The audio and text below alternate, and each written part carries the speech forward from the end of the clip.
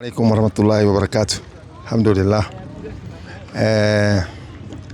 Baada ya kushukuru Mwenyezi Mungu na kutakia rehema na amani zifikie nabii wa umma, si mwingine bali ni Mtume Muhammad sallallahu alaihi wasallam.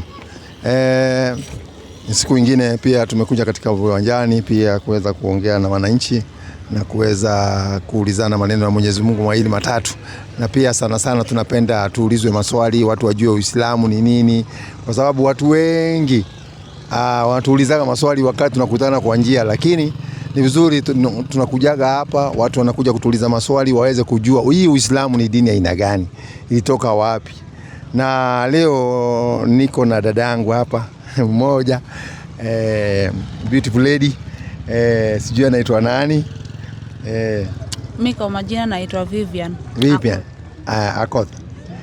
Vivian, sijui wewe ni Muislamu, Mkristo, asiyekuwa na dini, sijui wewe uko pande gani? Najua kuna watu pia atheist pia hawana dini pia. Mimi ni Mkristo. Asante sana, karibu sana Vivian. Swali gani leo jioni ya leo ungetaka kuuliza Waislamu? Utaki kujua kutoka kwao. Kwa nini Waislamu wanaenda kwa choo na maji? Kwa nini Waislamu wanaenda choo na maji? Na hii swali inasumbua watu wengi. Yaani mtu ni jirani yako wewe unaona na maji unashangaa. Kwanza kitu ya kwanza kwenda choo na maji ni usafi. Ni usafi, ni hygienical, ni usafi.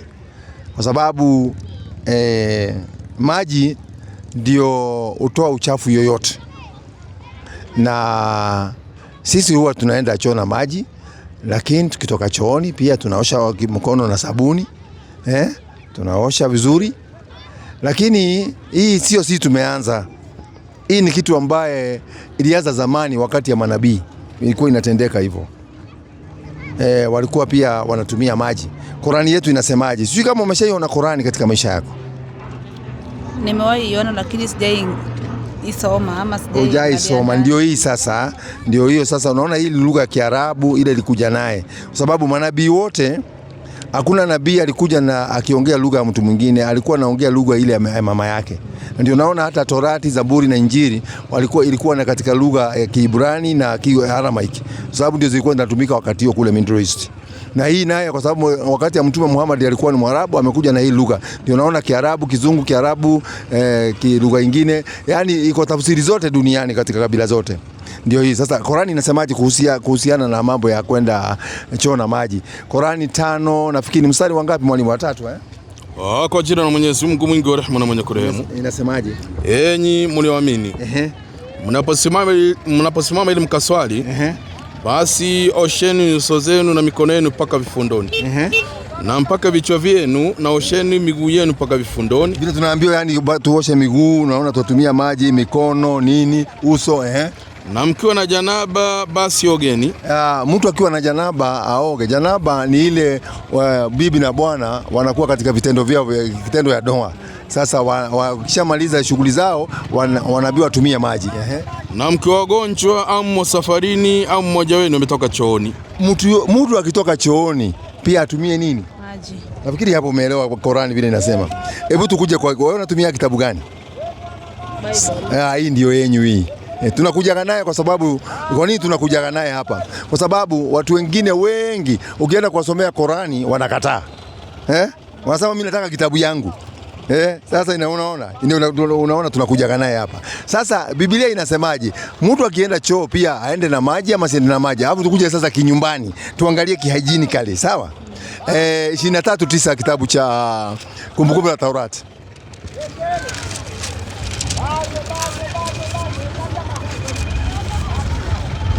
23:9. Pepo naye mingi. 23:9. Inasemaje kitabu cha Kumbukumbu la Taurati? Kwa Kizungu wanaita Deuteronomy 23:9. Inasema utakapotoka kwenda juu ya adui zako, nawe katika marago, jilinde na kila neno baya. Akiwa kwenu mtu yeyote asiyekuwa ni tohara. Ni wana wa Israeli wale walikuwa wanaenda kupigana. Wanaambiwa tohara ni kutoa, ni kuwa clean. Tohara yani uwe safi. Kwa kile kilichomtoka usiku. na atoke nje ya kituo. Unajua usiku mtu akikula, si unajua ile kitu kinatokaga, unaenda choo kubwa ama unaenda haja ndogo, sio? Wala siingie ndani ya kituo. Lakini na iwe karibiapo jioni, yeye ataoga maji. Unaona, kama ulitokwa na choo ama ukaenda mkojo, unaambiwa ikifika jioni utumie nini? Maji. Asante sana. Sasa tuje katika Agano Jipya. Je, maji ilikuwa inatumika? Hata Yesu alikuwa anafundisha wanafunzi wake kutawadha, walikuwa wanatumia maji, hawakuwa wanatumia hata kitu kingine. Hata kutawadha kwenyewe ilikuwa ni hivyo tu. Waibrania 9:10 tuone. Kwa kuwa ni sheria za jinsi ya mwili tu. Paulo anaambia watu, kwa kuwa ni sheria, na mnamwamini Paulo, si mnamwamini hii? Kwa kuwa ni sheria ya jinsi ya mwili nini? Vyakula na vinywaji. Chakula na vinywaji. Na kweli mtu akikula chakula anaenda haja kubwa. Na ukikunywa maji unaenda haja ndogo. Kwa hivyo ni sheria, Na kutawadha kwingine. Na kutawadha kwingine. Hapa Biblia imetumia baraka. Kwingine na kwingine. Mwanadamu ako na sehemu ngapi? 2. 2, Ndio Biblia ikasema na kutawadha kwingine na kwingine. Hii neno tawadha inamaanisha nini? Kuna kamusi ya Biblia hapo nyuma inasemaje neno tawadha? Hebu angalia hii neno, nataka kuangalia. Maana yake ni nawa, oga mbele ya kusali. Unaona? Nawa, oga kabla ya kufanyaje? Kusali. Ndio unaona Biblia ikasema na kutawadha kwingine na kwingine. Sehemu ya kwanza na sehemu ya pili inatumika nini? Maji. Sasa wewe, mimi najua ni mwanadada, na kwa mfano uko na watoto nyumbani, si ndio? Ule mtoto uko na wawili hapo, huyu mmoja ameenda amehara, si ndio? Na huyu mwingine pia ameenda hivyo hivyo, wote wawili. Ukachukua huyu mmoja ukatumia tissue, sawa? Ukampanguza na tissue vizuri. Na huyu mwingine naye ukachukua maji ukamuosha. Kati ya watoto wawili nani msafi? Huyo wa maji. Huyo wa maji. Kwa hivyo tissue haimalizi uchafu, ila ni kupaka, lakini maji inamaliza kila kitu. Umeelewa mpaka hapo? Kwa hivyo wewe unaonaje ukitumia maji? Naona maji ni poa kutumia maji. Maji ni kitu mzuri, kwa sababu maji kwanza, naona ukienda Mombasa, ukienda Coast, sehemu ya Coast. Umeishi Coast, Nafikiri umeona hata Wakristo wengi wale wako Mombasa, kwa sababu ya kuzoeana pale na Waislamu. Wengi wanatumia nini? Hata mimi nilikuwa natumia kitambo. Hata walikuwa wanatumia maji? Sinaona sasa wewe uko karibu kuwa Muislamu. Mashaallah. Yatakana naona wewe kweli unaelewa mambo mengi. Mimi swali lingine ni gani nakusumbua? Niko sawa. Kwa sababu nataka kujua kwa nini usikuja kuwa Muislamu na umekaa na Waislamu. Ni nini mbaya? Nasikianga Waislamu wanaingia msikitini, na ukitaka kuingizwa kwa Waislamu unaingia na mgongo. Azin tuseme mosque kwa hapa na mlango siko hivi, unaingia hivi na uingie na mbele. Sasa unaona hii ndio unaona tunasema mkuja mtulie swali. Unaona sasa huyu alikudanganya akwambia ate mtu akitaka kuwa Muislamu anaingia kwa msikiti na mgongo. Yaani unaingia, ukitaka kuingia uingie na reverse. Ndio sasa sasa unarushiwa mayai ukiwa uchi. Unarushiwa mayai ukiwa uchi. Hii Waislamu ni ile maneno mnasikiaga, hii maneno. Propaganda zile zinakuwa zimewekwa ni kama zile propaganda za wale watu wanapigana, wanakuwa na propaganda mingi sana. Ate mtu akitaka kuwa Muislamu unaingia msikitini, ukisilimu unaingia msikiti na mgongo. Haya, ukitaka unapitana unapigwa na mayai mgongo. Sasa waacha hiyo ya mgongo. Kuna wengine wanasema ati lazima upigwe mayai 7 ukiwa uchi. Ati unaenda unainama pale unapigwa mayai 7 ukiwa uchi. Yaani kuna mambo mengi sana. Sasa kuingia katika Uislamu, watu wale ni wale watu ambao wanataka kuharibu jina la Uislamu na kuonekana, yani ionekane pengine Uislamu ni dini mbaya ama sio dini mzuri. Ndio naona anakuambia ukitaka kuwa Muislamu, unajua kama unaweza kuwa na umbo ya jirani, utaiwekelea. Juzi ilikuja ikakula kuku hapa, juzi ilikuja ikakula mayai hapa. Unaona sasa vile unaanza. Sasa Uislamu watu wanajaribu kuipaka matope, lakini Uislamu ukitaka kusilimu ama kuwa Muislamu ni kutamka tu maneno mawili. tu. Unasema Mungu ni mmoja na Muhammad ni mtume wa Mungu na Yesu na Isa ambaye ni Yesu ni mtume wa Mungu, Ibrahimu nabii wa Mungu, Musa nabii wa Mungu, unakuwa Muislamu. Hakuna hata mambo ya kupigwa mayai, hakuna mambo ya kuingia na rivers. Hii yote ni propaganda za watu. Unaona sasa? Unaona sasa? Sasa nyingine ni gani? Sababu najua umeambiwa mengi. Sina nyingine. Sina sasa si ukuwe Muislamu sasa? Nitafikiria. Nitafikiria. Utafikiria, unaonaje umepita kwa njia? Ukaenda saa hii umekuja hivi. Ukikuta ngiri imeanguka hapo. Utafikiria ama utaichukua ama utaenda nyumbani halafu ndio urudie? Nitaiokota. Sasa ndio hii umekuta Uislamu. Uislamu ni kama ni dhahabu. Uislamu ni dhahabu. Ukiipata Uislamu uchukue. Ama unaogopa mzee? Atakuuliza. Mzee anaweza uliza, sasa ni lazima nifikirie tena nimuongelee. Lazima aulize kwanza. Sasa wewe fikiria, nafikiri maswali yako tumejibu. Basi sinapitanga hapa nitawaza. Napita kila siku. Basi sawa, kuna shida. Karibu sana. Tunakukaribisha sana. Hata mkija na mzee ni mzuri sana, mwambie na yeye akuja aulize mawili matatu. Asante sana. Karibu sana. Haya. Wewe dada unasemaje? Uko na 2 3? Ungekuwa na 2 3, mimi najua huwezi kosa. Njoo basi uwe Muislamu. Njoo basi uwe Muislamu. Yes, kwa majina unaitwa nani kaka? Naitwa Ken. Ken, asante sana. Karibu sana Ken. Ken, ni swali gani ungetaka kuuliza Uislamu jioni ya leo? Kuna viumbe, nitajie viumbe vya Mungu ambavyo aliumba, vile ambavyo hatuwezi tukaviona. Hatuwezi tukaziona. Hebu kujeni kidogo pande hii. Naona kama tuko pande hiyo sana. Angalia tu pande hii, angalia mbele. Unasema nikutajie viumbe vya Mungu ambazo ameumba ambaye hatuwezi kuziona. Okay, number 1. Kuna ziko nyingi sana. Nitaja tu mfano. Hewa hatuwezi ona. Nasema ina uhai. Hewa si iko na uhai. Hewa ni moja, ina uhai. Ndio inatupa uhai. Hiyo ni uhai. Viumbe aina. Haya, malaika. Hewa pia ni kiumbe bro. Malaika ni sawa. Kiumbe ni kitu. Malaika, shetani, huwezi kuona majini. Majini. Shetani. Majini ndio jini ametoka. Neno shetani imetokana na majini. Majini wale waovu wanaitwa shetani. Unamaanisha jini ni kiumbe kibaya? Jini si kiumbe kibaya. Si kimeumbwa na Mungu. Wewe umesema nikutajie viumbe ambaye Mungu ameumba ambaye haziwezi patikana. Si ni kweli? Sasa jini, tukisema tu jini. Kwenu mnajua, mnaamini kuwa jini ni kiumbe kizuri? Kwa mfano ukiwa nacho ama uzuri na kitokuwa kuzuri ni jambo lingine. Wala ni kwamba umesema uelezee viumbe ambavyo ndio amenielezea, ameniashasema akasitaja hii jini.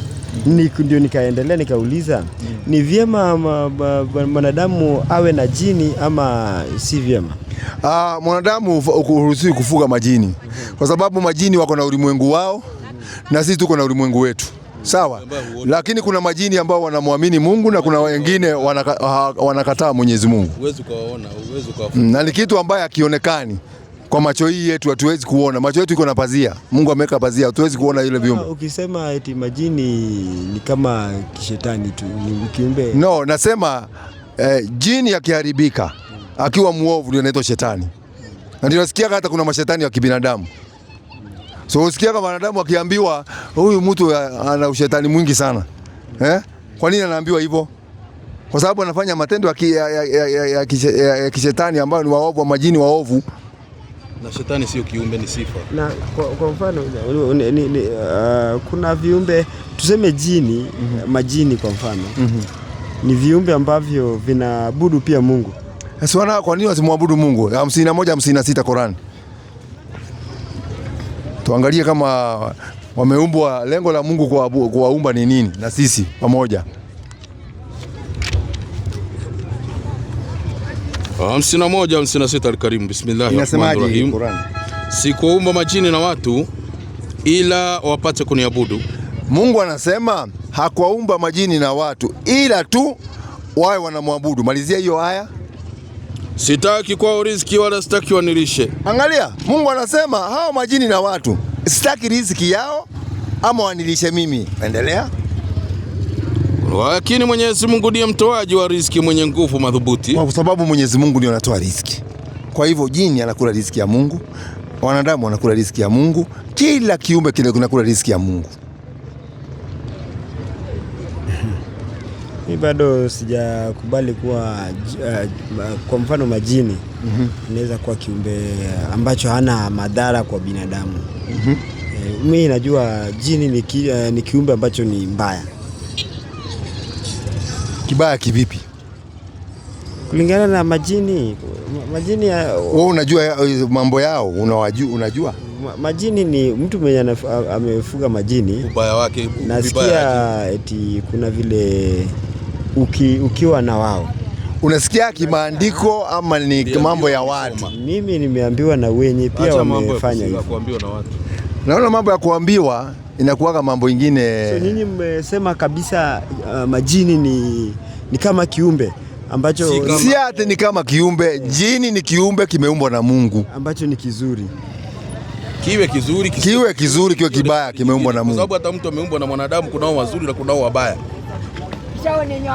Kila kitu maumbile yake kimeumbwa kwa maumbile ya uzuri. Sasa kuwa kibaya na kutokuwa kibaya, hayo sasa ni matokeo yanakuaga, kwa sababu hata mwanadamu aliumbwa akiwa mzuri, lakini siku wanadamu wanasema kuna Mungu. Siku na wanadamu wanaabudu shetani. Sasa Mwenyezi Mungu aliwaumba waabudu shetani? Hapana.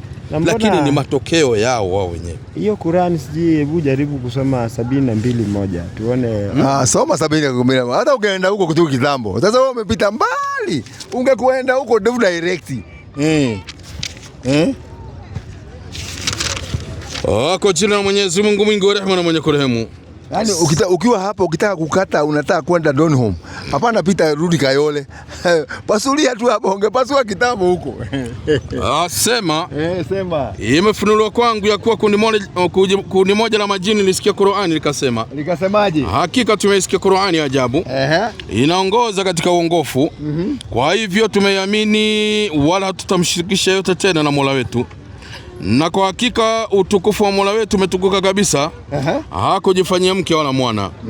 Na kwa hakika wapumbavu miongoni mwetu walikuwa wakisema maneno yalipindukia mpaka juu ya Mwenyezi Mungu. Nasi tulikuwa tukidhani ya kuwa watu na majini watasema uongo juu ya Mwenyezi Mungu. Baka wapi nataka nisome? Hapo imetosha. Mimi nikiangalia tu mbona kwa Biblia sijaona majini. Hujaona majini? Hapa imetajwa. Imetajwa kwa majini wanaweza kulingana na wametaja Mungu. Mbona kwa Biblia sijaona kama hawajatajwa majini? Biblia haijatajwa majini. Sijaona. Kama haijatajwa, hebu tuangalie tuone kama imetajwa 17:7 kitabu cha Walawi. Tuone. 17:7. Mimi naomba uangalie ni Biblia hii. Mambo ya Walawi inasema. Inasemaje?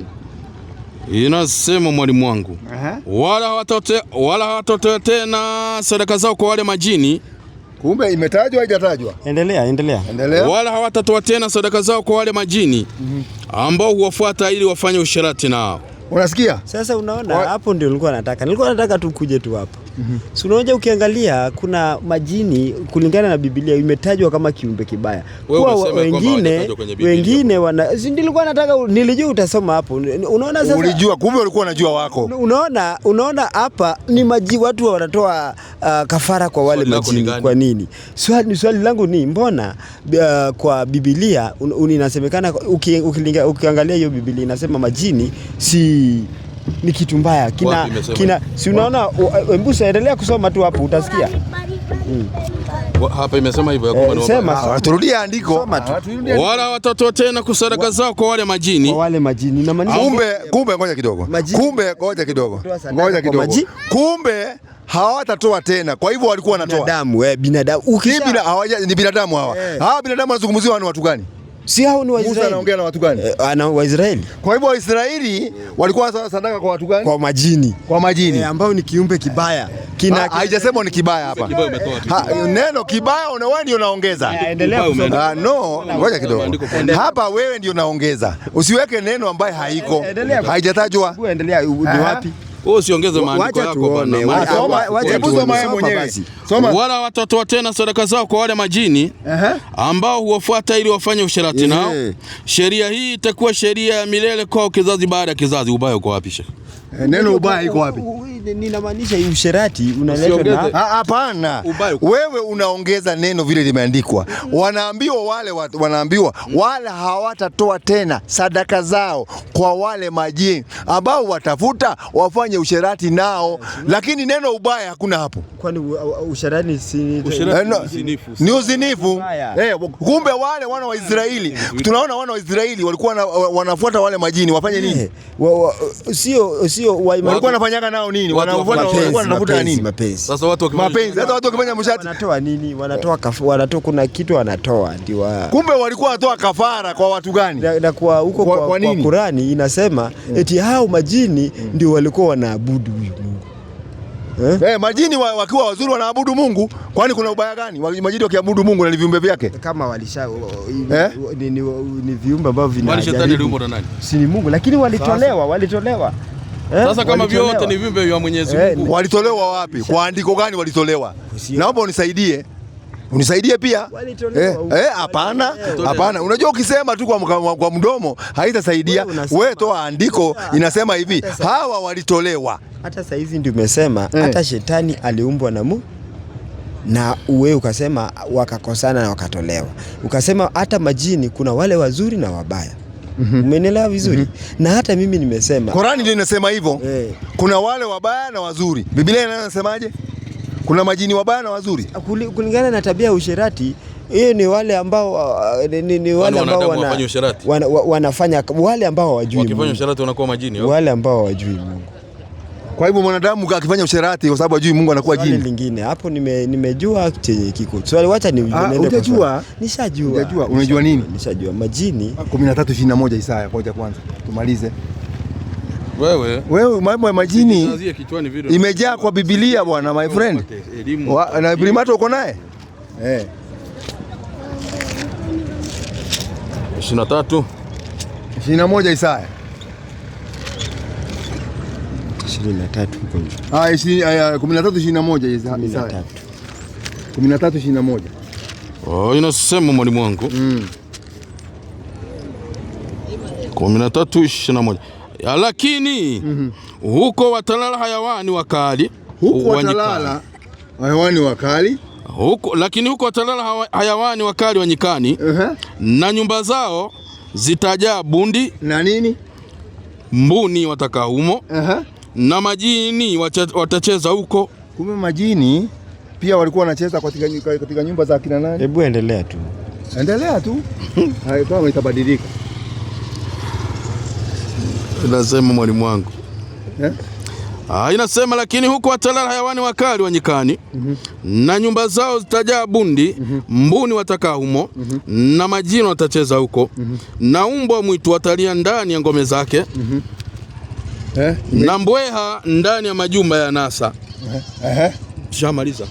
Ndio tunaingia sasa 14. Nilikuwa nataka tuanze hapa nini? Mbona wewe wakati ulikuwa unasoma? Ngoja kidogo. Ngoja kidogo. Ngoja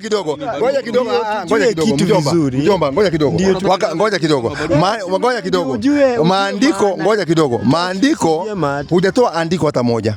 Kwanza tunataka tukuje hapa hujatoa andiko. Itabadilika. Yaani uko kutoka kuanzia 13:4 mpaka 21. Wewe fanya hivi. Kama unataka kujua mpateni nafasi ajieleze. Alafu aulize maswali. Kama unaona hana maswali. Bado hajauliza swali, hata hajauliza swali yote. Haya, hebu leta swali lako sasa. Leta swali lako na utoe andiko. Nimesema hivi. Auliza maswali yenye point. Si hata nilishauliza ama hujauliza swali kwa sababu hata hakuna andiko hata moja umetoa, hata kitu yote maandiko mimi ndio nimetoa, hata hujatoa hata moja. Si hata Qur'an nimetoa. Umetoa tu 72 moja na hujaelezea. Pale nikasema hawa majini ni kulingana na hawa kuna Mungu wenu ambao hao majini ndio walikuwa umesema kwamba hujai kuona kwenye Biblia. Na tukaangalia. Kwanza ulisema hivi, ngoja nikurudishie nyuma. Unajua wewe sasa wewe unapotea njia. Ulisema hivi, hata tukirudisha nyuma ile kamera inasema hivi, ulisema hivi, hujai ona majini kwa Biblia. Hukusema hivyo? Nilisema hivyo. Ulisema hujai ona. Nikakutolea kwa Biblia pia kuna majini. Na ulikuwa unasema mbona nilisema hakuna? Nilijua utataja. Si ati najua. Wewe ulisema kwa hivyo wewe unadanganya watu. Ngoja kidogo. Ambao si majini ni kiumbe kibaya. Tu pole pole. Kwa hivyo ulikuwa unadanganya watu kuambia hakuna na ya? Nilijua kunayo. Kwa nini udanganye watu na watu wanakuangalia? Kwa nini udanganye watu na watu wanakuangalia kwa nini mtandao inakuangalia? Ukitaka kusema kitu unaambiwa sema kweli hata kama inauma. Sasa ngoja kidogo, leta imprimato. Leta imprimato. Si unataka hiyo story ya majini? Ngoja kidogo. Biblia iko hapa. Ziko nyingi hapa Biblia hapa, ziko nyingi sana. Sababu wanajifanya mjanja. Biblia inakuwa mingi. Sini, kwani simuko na version nyingi? Version mko nazo nyingi ya Katoliki. Sikia wa Katoliki vile inasema. Hii ni ya Katoliki hii. Hii ni ya Katoliki inasemaje? Enda kitabu ya Tobiti. Katika Biblia majini wako na maka majina yao. Na ndani ya Biblia tu ndio paka dawa ya majini kutoka. Baka iko vile inaeleza vile jini itatolewa. Mbona inatolewa kama ni kiumbe kizuri? Sasa si ndio hiyo nakwambia. Kwani wewe ngoja kidogo. Kwani kila Sunday hamtoagi? Kila Sunday si mnatoa? Si ni kama mashetani. Mnatoa? Majini ni kama mashetani. Mnatoaga? Na mkitoa wanarudi ama wanaenda? Inafaa waende, ukiwa na imani wataenda kabisa. Biblia inasema hawezi enda pahali popote. Wataenda. Ngoja tutauliza Biblia. Nyumbani wataenda wapi? Watolea mtu nyumbani yake. Aenda wapi? 3:7 Tobiti, sikiza sasa mambo ya majini. 3:7. 3:7. Tobiti mwalimu wangu. Inasemaje? Ikawa siku ile huko Kibatana, mji wa Midia, Sara binti Ragueli, na alishtumiwa na wajakazi wa baba yake. Kwa sababu ya nini? Maana alikuwa ameolewa na ume 7. Baada ya Asmodeo yule jini. Unasikia kuna jini hapa anaitwa nini? Asmodeo, Yule jini aliwaua kabla hawajalala naye. Kumbe huyu jini aliua wanaume ngapi? Si tumewametaja hapa. Kwa hiyo tunaona katika Biblia kuna majini waua, lakini hakuna wazuri wametajwa. Ngoja kidogo, mimi nakuuliza hivi, huyu alikuwa anaua watu. Na anaitwa nani? Asmodeo. Asmodeo. Hapo tumeelewana? Tumeelewana. Na ulikuwa unasema kwa Biblia hakuna neno jini? Swali ni mimi nilisema vizuri. Tunaenda vizuri bro. Tunaenda vizuri sana. Hakuna vile tunasema majini ni viumbe ambavyo vina maana kwetu. Ukiangalia vile imetajwa kwa Biblia inaenda tu kinyume cha haki ya binadamu. Mimi nataka ngoja kidogo. Ngoja kidogo. Hao ndio sasa wanaabudu huyu Mungu wenu. Mungu yupi? Huyu mnaita Allah. Kwani Allah si ni jina la Mwenyezi Mungu? Ndiye muumbaji wake au? Si ni muumbaji wa hiyo jini? Kwani aliyeumba shetani nani? Kwani shetani aliumbwa na nani? Mzuri mbaya? Shetani? Shetani mbaya? Aliumbwa na nani? Nani sasa? Si Mungu. Sasa shida ni nini? Kiumbe yake?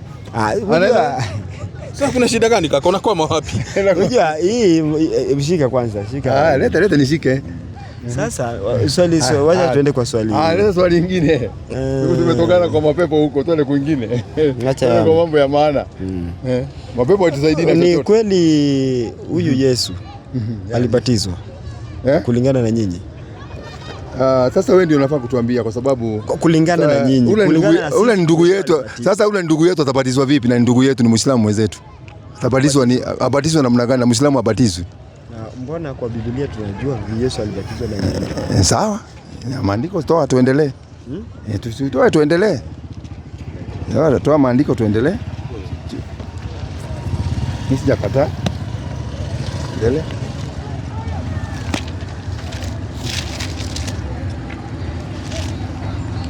Na Yesu angewekwa kwenye mila za kipagani na tunaambia ubatizo ni mila za kipagani. Angalia tu Biblia ziko hapo. Kulingana na nyinyi Yesu hakubatizwa. Biblia ndio inasema kwamba ni mila za kipagani. Sasa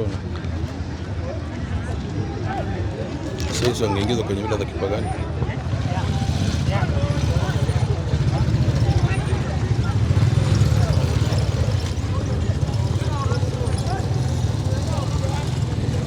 Unataka liko gani? Nikusaidie, nitakusaidia tu. Andiko linasemaje? Mwalimu atakutolea tu. Nitakusaidia tu kaka. Nasema penye alikuwa amebatizwa. Sasa unamwambia tu mwalimu yuko hapa na tu tungeenda tu. Hakuna haja kutupa hivi bwana, usiwe na kifua. 3:17. 3:16 mwalimu wangu tuanze hapo. Na Yesu alipokwisha kubatizwa mara akapanda kutoka majini. Na tazama mbingu zikamfunukia. Akamwona Roho wa Mungu akishuka kama hua akija juu yake. Na tazama sauti kutoka mbinguni ikisema, huyu ni mwanangu mpendwa wangu ninapendezwa naye. Endelea tu. Endelea tu. Tushamaliza bro. Hii sasa tunaingia 4. Kuna kitu nataka kusikia. Endelea. Msomee tu. Haya. Endelea mwalimu. 4-1. Na tumeenda 4 ujue. Tushatoka sasa 3. Tunaingia 4. Sasa ni habari nyingine ya kujaribiwa Yesu. Sio habari ya ubatizo bro. Hii si habari unaangalia. Hii ni habari ya kujaribiwa Yesu na shetani. Sasa kwenda mpaka huko. So inamaanisha Yesu alibatizwa. Na alikuwa mtume. Sio unaona mpaka hata una hakika ndio maana nasema tuendelee. Na ni kwenu alikuwa mtume, kwenu ni mtume. Kwanza. Unajua kubatizwa ni ile hali ya unaacha ni ile hali kubadilika, kuamini kuwa Mungu ni moja na Yesu ni mwanawe wa kipekee. Na sio hivyo. Na unakuwa ni hivyo. 1:4 kitabu cha Marko. Usiongee kitu ambaye hauna ushahidi. Hapo umedanganya kidogo. Haya, wacha tuone. Hapo umechamsha. Hapo umechamsha kiasi. Sasa hata nyinyi tunasikiliza taratibu tu ndogo wangu. Si hata wewe pia umeona Yesu amebatizwa. Hata wewe mwenyewe una hakika. Ndio maana nasema tuendelee huko mbele. Unajua nikichimba pale ndani, sikutaka kuchimba sana, ningechimba sana kwa sababu ningekuuliza hata hiyo sauti ni ya nani. Hiyo ilitoka juu mbinguni, ungenieleza ni ya nani. Na Yesu nimuulize sauti ni nani. Ilikuwa ya Mungu. Ilikuwa ni ya Mungu. Tutarudi huko. Si ilikuwa? Inasema mwalimu wangu 1:4. Yohana alitokea akibatiza nyikani. Na kuhubiri ubatizo wa toba liletalo ondoleo la dhambi. Wakamwendea nchi yote Yahudi na Yerusalemu wote. Kumbe ubatizo wa Yohana ulikuwa ni wa kuondolea watu nini? Dhambi. Sasa Yesu alikuwa na dhambi gani ndio aondolewe? Umejua Yesu alikuja kama mwanadamu. Na tunajua ngoja kidogo. Mbona Yesu alibatizwa? Ati alikuja kama nini? Yesu alikuja kama mwanadamu. Ndiye kwani yakuwa mwanadamu yeye? Yesu alikuwa mwanadamu, alikuwa ng'ombe. Yesu hakuwa mwanadamu. Yesu alikuwa mwana wa Mungu. Na yeye nakuuliza, mwana wa Mungu si mwanadamu? Mwana wa Mungu si mwanadamu? Umejua kulingana na Biblia, umejua Yesu ni kama Mungu. Ni kama lakini si Mungu. Sasa alikuja. Unajua ukisema ni kama Mungu, useme ni Mungu. Yesu ni Mungu. Sasa lazima kwa sababu alikuja kama mwanadamu na mwanadamu. Hapana, kwanza nataka tumalize hii kitu tunasema hapa. Alikuja kama mwanadamu. Yeye ni mwanadamu si mwanadamu. Nataka tuelewane hapa. Yeye si mwanadamu. Yeye si mwanadamu. Lakini alikuja taratibu tu taratibu. Unajua tukienda taratibu watu wengi ambao wanasikia wanaelewa. Kwa hivyo wamesema Yesu si mwanadamu. Yesu si mwanadamu. Unaonaje tumuulize Yesu kama ni mwanadamu ama si mwanadamu? Yesu si mwanadamu. Tumuulize. Si mwanadamu. Yohana 1:51 ama wazie 49 uende mpaka 51.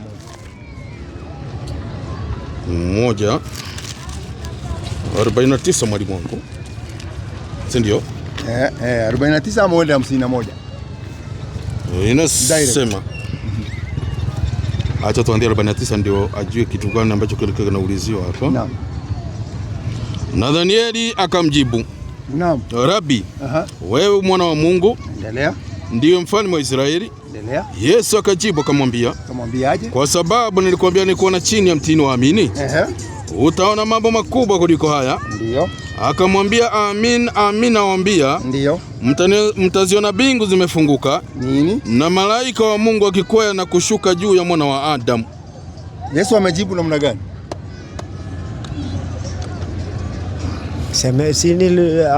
Swali ameulizwa. Ameulizwa swali kwamba yeye ni mwana wa Mungu. Amejibu. Akasema mwana wa Adamu. Na wewe umesema Yesu si mwanadamu?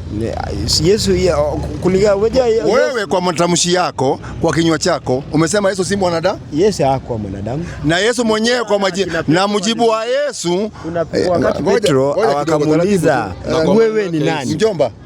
Kwa maneno yake Yesu kwa maneno yake Yesu amejibu yeye ni nani? Mwanadamu. Mwana wa Adamu.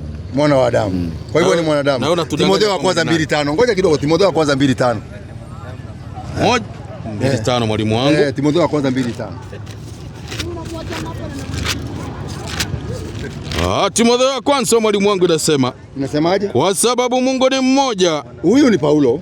Anasema Mungu ni mmoja. Na mpatanishi kati ya Mungu na wanadamu ni mmoja. Nani huyo? Mwanadamu. Rudia tena. Mwanadamu. Nani huyo? Mwanadamu. Kristo Yesu. Kumbe Kristo alikuwa mwanadamu alikuja. Na wewe unasema si mwanadamu? Sio. Kwa hivyo wewe unapinga Biblia? Kuna wakati hakuna cha wakati. Petro. Ngoja kidogo. Wewe Biblia ikisema yes unasema no. Na ikisema no unasema yes. Already umeshapinga direct. Ukasema yes. Mungu, wewe unasema nyanya. Wewe unasema kitu kingine. Mdogo wangu. Sasa tutaendaje? Kama unapinga. Kuna swali lingine? Sababu nimeona hapo umelemewa kabisa. Hakuna kulemewa. Kwa sababu kuna wakati Petro. Kwani? Wacha niongee kwanza. Kuna wakati akina Petro alimuuliza, wewe ni nani? Alikuwa wanasema walikuwa wanataka kujua yeye tofauti yake na Mungu. Akasema, mkiniona mimi mmeona Mungu. Kwani alikuwa anamaanisha nini? Si yeye ni Mungu? Hiyo sio maana yake. Yeye ni Mungu. Si maana yake. Wacha niwaulize swali ya mwisho. Hiyo si maana yake. Wewe ngoja kidogo. Hii concept yako ya kusema Yesu ni Mungu. Si wacha Yesu aseme kama yeye ni Mungu. Tumuulize. Alisema tumuulize yeye, wacha ajibu mwenyewe. Wacha mwenyewe ajijibie. Usimjibie. Yeye alikuwa na mdomo na alikuwa anaongea, wacha ajibu. 20:17 Yohana. Sababu ukimjibia utatudanganya hapa bure. Utatudanganya. Unajua maneno ya mtu ya personal itadanganya watu wengi. Lakini tunapata dhambi. Haya. 20:17. 20:17 mwalimu wangu anasema Yesu akamwambia, usinishike. Kwa maana sijapaa kwenda kwa Baba. Lakini nenda kwa ndugu zangu kawaambie, ninapaa kwenda kwa Baba yangu ambaye naye ni Mungu, ni Baba yenu. Kwa Mungu wangu naye ni Mungu wenu. Mungu wa nani? Mungu wa Yesu. Kwa hiyo Yesu ako na Mungu wake. Na wewe unasema Yesu ni Mungu? Yeye bado ni Mungu. Yaani unajua siwezi kuweka maneno kwa mdomo. Wewe kama umeamini ni hivyo, kwa sababu naona unapinga Biblia, wewe ipinge tu. Ipinge tu, ikisema hivi na unasema hivi. Sasa kama hiyo ndio umepandwa, naona wewe umepandwa kama ile imani ya Shakahora. Watu walikuwa wanaambiwa wafunge wakamuone Mungu wakakufa bure tu. Lakini ni sawa. Una swali lingine? Ama una chukua ingine? Nitakuja baadaye. Haya. Najua leo kuna swali leo. Si swali. Mimi ni George. George. George ni mtu wetu hapa. Ni mtu wetu. Sasa George, leo ni swali gani uko naye? Si mnasema Yesu ni mtume wa Mungu. Ni vitabu vinasema. Sio sisi. Na Muhammad ni mtume. Kabisa. Sasa nikisoma, mbona Muhammad hakufanya muujiza yote duniani akiwa duniani? Muhammad alifanya. Yesu niliona alitembea juu ya maji. Watu wakapona. Lakini sijaona Muhammad bali hata aliponya watu walipona. Kwanza kitu ya kwanza katika kujibu swali lako, hakuna nabii yeyote anafanya miujiza. Nisikize tu. Ndio ukisikiza mtu utaelewa bila anasema. Hakuna nabii yote anafanya miujiza. Miujiza inafanywa na Mungu kupitia kwa huo nabii. Ndio basi turui. Ndio mimi nasema hivyo. Miujiza inafanywa kwa na Mungu kupitia huo nabii. Sawa? Na Muhammad alifanya miujiza, lakini kwa sababu nyinyi hamtaki kusoma vitabu za Waislamu, ndio mwezi kujua kama Muhammad alifanya miujiza ama hakufanya. Kwa mfano, wewe unaamini Qur'an? Naiamini. Hata kama sijaisoma lakini 54:1. Sikia muujiza wa kwanza, alifanya muujiza mkubwa sana na imeelezwa zaidi. Bismillahirrahmanirrahim. Naam. Saa ya kufika kiyama imekaribia. Na mwezi umepasuka. Na wakiona muujiza hugeuka upande na kusema, uchawi tu huu wake unazidi kuendelea.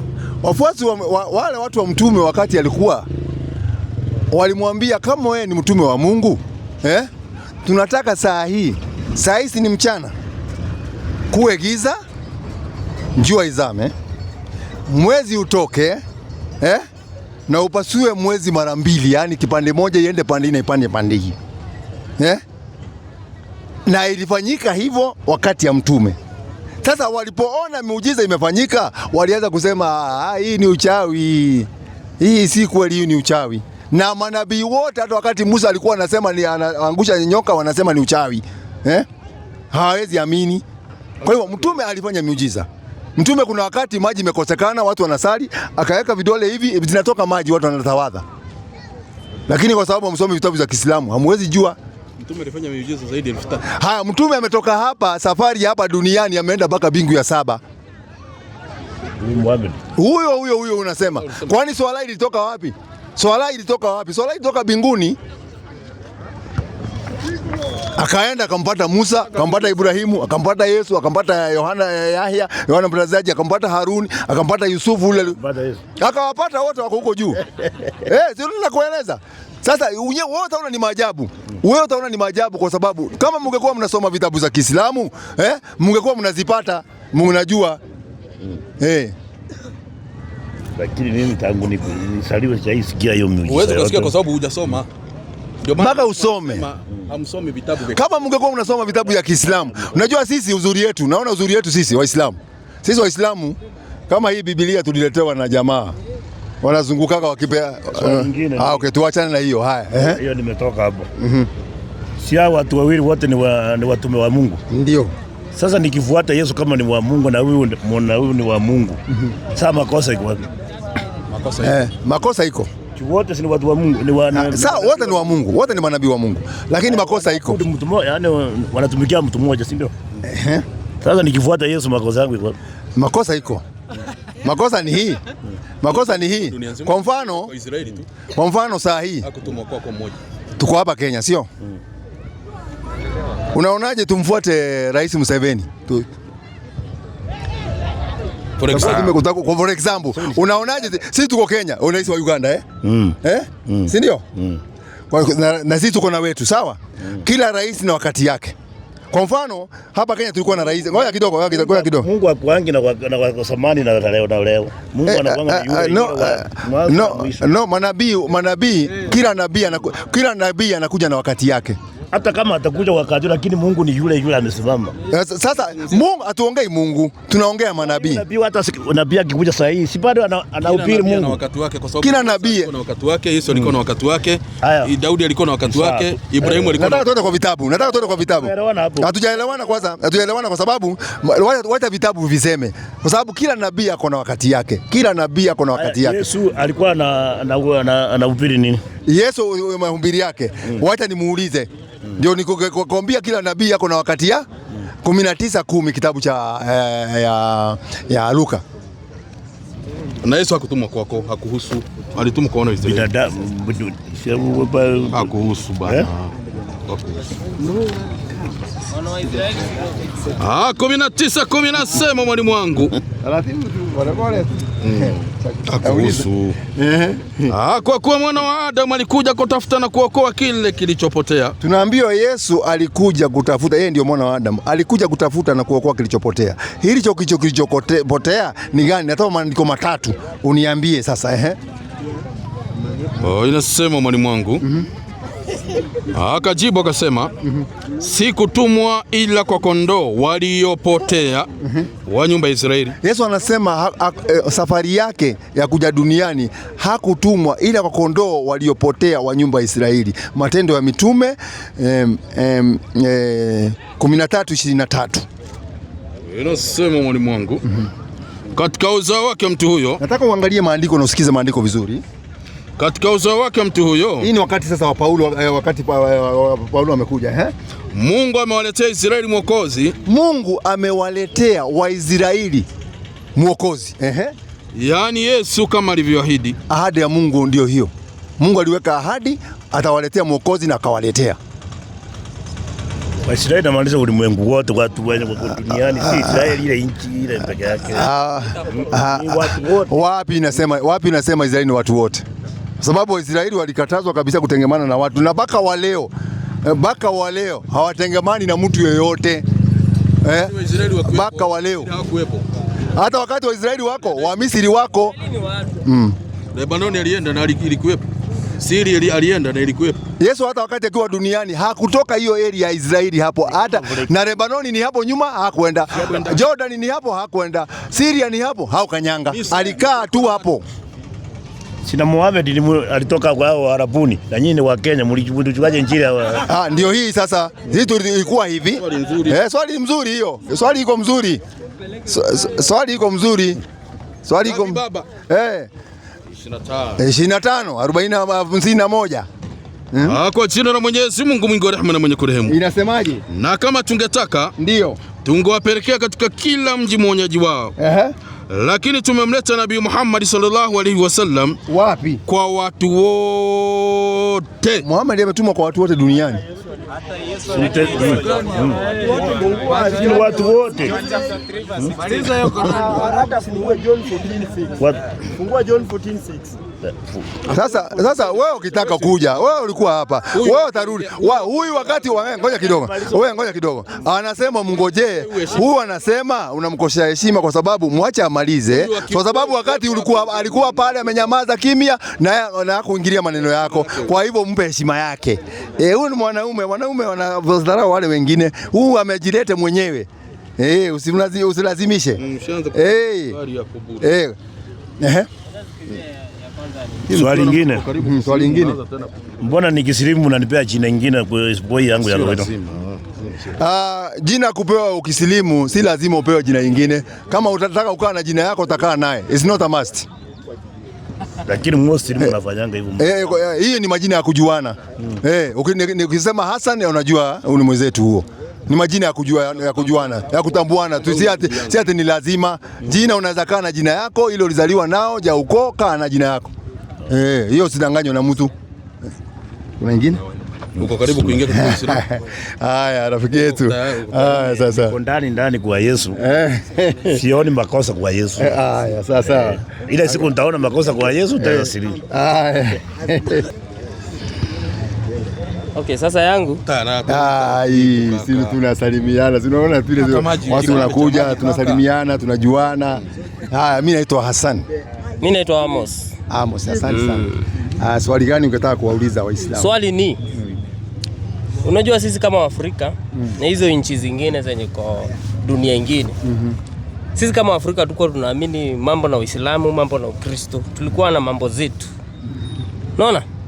Sisi tulikuwa tunaabudu vitu zenye wengine walikuwa wanaabudu milima, wengine miti, wengine vitu kama hizo. Sasa unajua hizi ni vitu ziletwa na colonists. Wewe ni dini gani kwanza? Mimi ni Mkristo.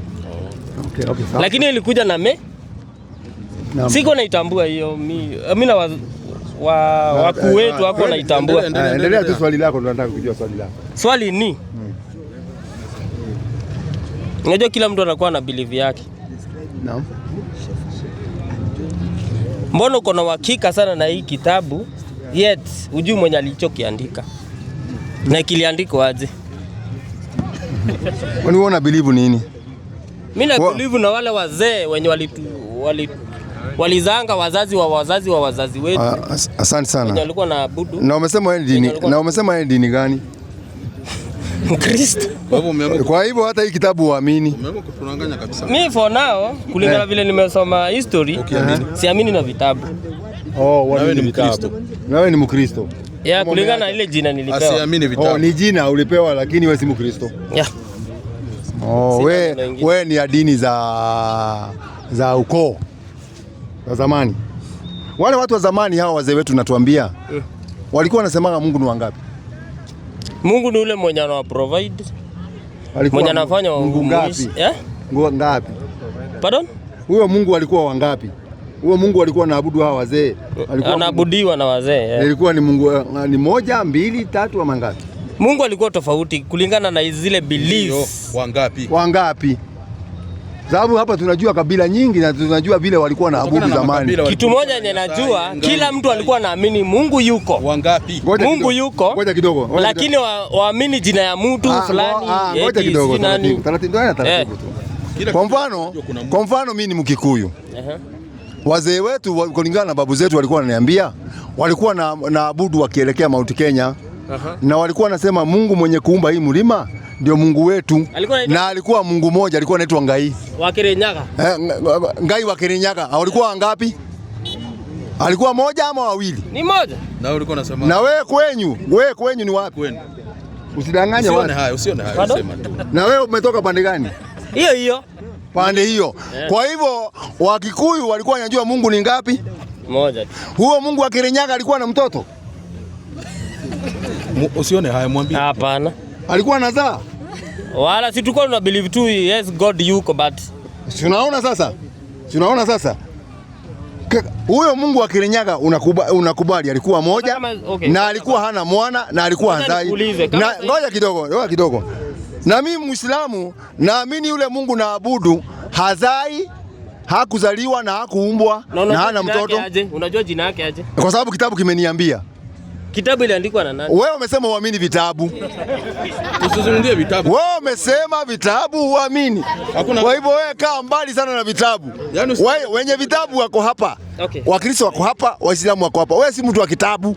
Wewe ni mtu wa kule upande ya Ushago huko. Twende hivyo. Ikirinyaga hivyo. Okay, sawa basi. Kitu yenye najua basi. Haifai ubishe sababu ya ujue mwenye mnafuata anaitwa Muhammad sababu you are not there when you hata ujui jina yake. Unajuaje anaitwa hivyo? Wewe achana na hawa. Nataka tuambie wewe tunataka tuambie wenyu. Watu wa vitabu. Watu wa vitabu achana nao. Wewe umesema wewe ni mtu wa Kirinyaga huko na unajua hilo dini za watu wa Kirinyaga huko ndio nataka tuelezee. Hebu jaribu kutuelezea. Okay, sawa basi. Sasa kitu yenye iko we just believe Mungu yuko, si ndio? Mungu ananga jina lakini unaamini yuko, lakini ukianza na hawa Kirinyaga hawa Kikuyu walikuwa wametoa hiyo jina la Mungu wapi? Kwa sababu unasema hana jina. Si unaangalia nature, wanaitoa kwa nature. Nature kivipi? Nature ni nini? What is nature, my friend? Ni nature ni nini? Hebu ufafanua nature nini? Unajua kama sasa hivi yani ndio nini? Yani jina ilijilete tu. Yani ilikuja na hewa. Ita upepo. Ndio nini? Sababu tunaipumua na mtu akulipishi. Ndio nini? Yes, ni nature tu. Ndio nini nature sasa? Hebu fafanua. Siwezi kufafanulia, hiyo inanikanganya kidogo. Ongea na watu hapo. Huyu alikuja muda wake kaula maandazi. Naitwa Shadrack. Shadrack, kuna swali gani ungetaka kuuliza? So mimi nauliza mbona mnasemanga Mungu haizi za like kama Muslims? Swali lake anauliza swali lake, kwa nini nyinyi Waislamu mnasema Mungu hawezi akazaa? Kwa nini mnasema Mungu hawezi akazaa? Sio sisi. Kitabu yetu ndivyo inasema Mungu, kwa sababu Mungu, msikiza vile inasema Qurani 6:101. Ndio swali. Ndio swali. Ameuliza kwa nini nyinyi Waislamu mnasema Mungu hawezi akazaa? Sisi Waislamu tunasema kweli Mungu hawezi akazaa. Kwa jina la Mwenyezi Mungu mwingi wa rehema na mwenye kurehemu. Yeye ndiye muumba mbingu na ardhi. Inamkinikaje awe na mwana hali hana mke? Wanaozaa ni binadamu. Wanawake wanazaa, wanadamu wanyama wa kike na wa kiume wa kike ndio wanazaa. Kwa hivyo Mungu, Mungu wetu sisi hazai kwa sababu hana mke na si mwanamke na hana gender yoyote. Is not a man, is not a man, is not a woman. Yeye hana gender yoyote. Yeye kazi yake ni kuumba tu. Ni muumbaji. Niulize mtu akisema kuzaa inamaanishanga coming from, kutoka begotten ni coming, ni kutoka kwa kitu fulani, yani kutoka Na sasa kama Adam alitoka kwa udongo. Udongo haina mke. Udongo ilizaa Adam. Adam hakuzaliwa, Adam aliumbwa. Na sasa tukisema Adam aliumbwa, Mungu ni kuumba na umba. Na ndio nauliza. Ndio nakwambia, Mungu ni kuumba na umba. Mungu hazai. Mungu anaumba. Adam aliumbwa. Hata wewe uliumbwa ndani ya tumbo. Mungu anafanyaje? Wacha nikusaidie. Wacha nikusomee kitabu chako. 44:24. Isaya 44:24 kwenye kuandika. Mungu anaumba. Ndio naona tunaitwa viumbe vya Mungu kwa sababu tuliumbwa na Mungu. Inasema mwalimu wangu. Nani ukitaka swali utakuja uulize. Hakuna haja ushinde ukipiga kelele nje, Unaona vile amepigia fikira kwa muda mrefu alafu tena unaanza kumchanganya hapa. Bwana mkombozi wako anasemaje? Yeye aliyekuumba tumboni asema hivi, mimi ni Bwana, nifanyaye vitu vyote, nizitadaye mbingu peke yangu, nieneze nchi, ni nani aliye pamoja nami? Unaona, Bwana mkombozi wako aliyekuumba tumboni. Kwa hivyo sisi tunaumbwa wapi? Tumboni. Hata ng'ombe, mbuzi, kondoo, ngamia, watoto wanaumbwa tumboni. Kwa hivyo Mungu anaumba. Hiyo sijakataa. Sasa ndio nauliza hivi. Like sisi kama Christians, ama mimi niseme, naamini Mungu wangu anaweza kufanya everything. Like hakuna kitu inaweza mshinda, especially kama ni kitu kizuri, haiwezi mshinda kufanya. So kuzaa si dhambi. Mungu kama like wewe mwenyewe umesema wakati nimekuuliza kuzaa inamaanisha nini, umesema begotten from, si ndio? Na Biblia inasema this is my only begotten son. Hiyo ni language ile imetumika kwa Biblia na hatuwezi kuirefute. No, hatuwezi kuirefute kwa sababu ngoja kidogo. Nisikize. Hiyo ni language ambayo inatumika ndani ya Biblia. Lakini wewe unaamini Mungu anazaa? Naamini Mungu anaweza fanya everything. Nakuuliza swali. Wewe unaamini Mungu anazaa? Kulingana tu nauliza tu in a humble way. Okay, acha nikujibu hivi. Naamini, alafu sasa uniulize kwa nini naamini. Mimi nimekuuliza swali ndogo tu. Unaamini Mungu anazaa? Naamini. Kwa hivyo Mungu wenyu anazaa? Naamini. Okay, but kuza yenye namaanisha ni yani Yesu alitoka from God. Hakumzaa through reproductive systems. Yesu alitoka from God. Kwa hivyo unamaanishaje? Like unaona amoeba huwa inazaa. Nauliza hivi. Yesu hakuexplainia na kuexplain. Usiniulize mambo ya atuwe kwa amoeba. Amoeba ni magonjwa yako kwa tumbo. Nauliza hivi. Ndio mimi nakuuliza hivi. Yesu huyu alizaliwa ama hakuzaliwa? Sasa hapa tunazungumzia watoto from God. Sikizeni jameni. Yesu alizaliwa na nani? Yesu alizaliwa na Mungu. Alitoka from God. Alitoka tumbo ya nani? Tumbo aje? Kwani Mariamu alikuwa wapi? Yesu alizaliwa na God. Wakati Mariamu... Ngoja kidogo. Ni Mungu aliyezaa Yesu ni Mungu ama ni Mariamu? Ni Mungu. Si Mariamu? Mariamu alikuwa njia ya Yesu kupitia tu, akakuja duniani. Njia aje? Njia gani? Hebu tueleze, hebu tumafanulie. Alifanyika mwili. Alifanyika mwili. Ufanyikaje mwili? Yesu alikuanga before Mariam akue. Mimi sijakuuliza mambo ya kulikuwa. Nauliza hivi. Yaani ndio iwe rahisi.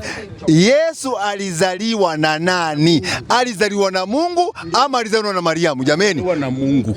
Una hakika? Tuende kwa Biblia. Unalo andiko kaka? Unalo andiko alizaliwa na Mungu? Ngoja kabla sijatoa. Unampeleka mbio. Kuna mahali anajaribu kuelezea nyinyi, wewe uliumbwa, si ni kweli? Na Mwenyezi Mungu, si ndio? Hata huyo Yesu, sio umesema vizuri kwamba uliumbwa na Mwenyezi Mungu lakini ulizaliwa kupitia kwa mwanadamu, si ndio? Hata Yesu, Mungu alizaliwa kutoka kupitia kwa mama. Mungu alizaliwa na kupitia kwa Yesu, ngoja. Yesu nyosha maneno kaka. Ni Yesu naongelea. Okay. Yesu pia alipitia tu kwa mama. Vile wewe uliumbwa. Sasa huyo akubali hiyo. Tunaona nyinyi mko tofauti kabisa. Wewe unakubali hiyo ya kwamba Yesu amepitia kwa mama, lakini huyu anaenda kwa Mungu direct. Anasema Mungu ndiye alimzaa Yesu. Hapana, Mungu hakumzaa Yesu. Na Mungu Yesu alikuwepo kutokea mwanzo. Hiyo tutaangalia. Hiyo tutakuja. Sasa hapo tumekomazea. Sawa. Jameni, angalieni, tuongeeni mtu moja moja. Tusiongee watu wengi. Mtu naomba hivi. By the time unaongea, mimi nitakusikiza. Na wakati naongea pia unisikize. Haya, sasa mimi nilikuwa namaanisha hivi. Nasema hivi.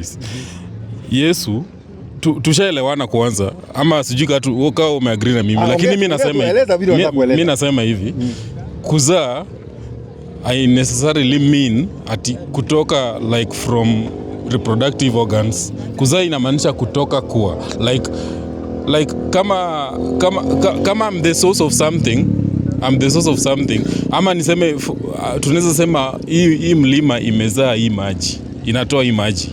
So hii maji imetoka kwa hiyo mlima. Hiyo mlima ijaza maji kupitia kwa vagina. But ina produce hiyo maji. Sasa ndio namaanisha hivi, God produced Jesus, alimzaa Yesu, lakini si ati alitumia mwanamke kuzaa Yesu. Kuproduce ndio kuzaa. Kitu ikitoka from something, kama hii ndio main source of something, hiyo kitu ndio imezaa hiyo kitu fulani. Kwani kuproduce yani kuzaa na kuproduce, kwa hakuna tofauti hapo bro? Kuproduce na kuzaa hakuna tofauti, ni the same. Give birth and production. Zinafanana. Kuzaa kuitwaje bro? Giving birth and production. Produce inamaanisha kutoa kitu, si ndio? Na kuzaa kunaitwaje? Na kuzaa, hebu tueleze kwa kuzaa. Si kuzaa ni kuzaa. Inasema kwa Kizungu inasemaje? Kwa Kizungu inaitwaje? Giving birth. No, these are two different issues, my friend. Birth of something haimaanishi. Haya, hatutashinda hapo. Una swali lingine? Sasa ndio nilikuwa nakwambia hivi. Amoeba huwa inazaa, amoeba ina mwanamke. Achana na ugonjwa. Achana na mambo ya ugonjwa. Tulikuwa tunaongea mambo ya Yesu. Hiyo utauliza daktari mambo ya amoeba na nini. Mimi mnalenga tu, lakini I think mnani understand. Ile tu mtaka kukubali kushindwa. But no, mimi nimeuliza swali. Nilikuwa nakuuliza swali ndogo. Nani alimzaa Yesu? Ukasema ni Mungu. Na huo akakurekebisha akwambia aliyemzaa Yesu ni Mariamu. Very simple. Na ikaisha hivyo. Unless sasa uwe na mambo mengine. Hiyo ni understand. Wewe Okay, sasa hatuwezi shinda kwa kitu moja. Una swali lingine? Sasa wewe ulikuwa na maandiko ya maneno yako. Ni maneno mazuri. Hiyo ni kitu nilisikia kitabu cha. Ulisikia, ni kitu ulisikia. Hata kwa maandiko hakuna. Okay, that's good. Nilikuwa nasoma from the Bible, but nimesahau verse. Okay, kama umesahau basi itakuja naye siku nyingine. Una swali lingine? Nani, ngoja kidogo. Ngoja kidogo. Tumalize na yeye, utakuja hapa. Wewe unatetea Yesu ni Mungu, utakuja hapa. Tutamaliza hiyo story ya Mungu. Hiyo tutamaliza. Swali lingine ni like kama mimi ni Mkristo na naamini kwa Biblia. So na wewe for example wewe ni Muislamu na unanipreachia nikuwe Muslim, si ndio? So unaniconvince aje like niache Biblia? Like how can you convince me niache Bible nikuje kwa Muslim? I think you should use the same Bible kuniconvince ni kwa Kristo ingie kwa Muislamu. Nauliza hivi. Wewe unaamini Biblia? Naiamini. Una hakika unaiamini? Naiamini. Kitu yote inasema ikisema utakubali? Kulingana na venye ita explain na venye nitaielewa nitakubali. Kulingana na vile ita explain. Kwa hivyo bado hujaamini bado? Naamini. Unaamini? Naamini. Bora tu ikisema kitu utakubali. Na ukikataa? Sitakataa.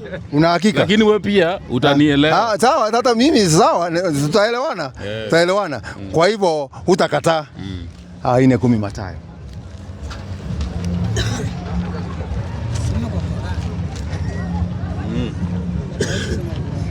Inasema 4:10 inasema kwenye kuandika.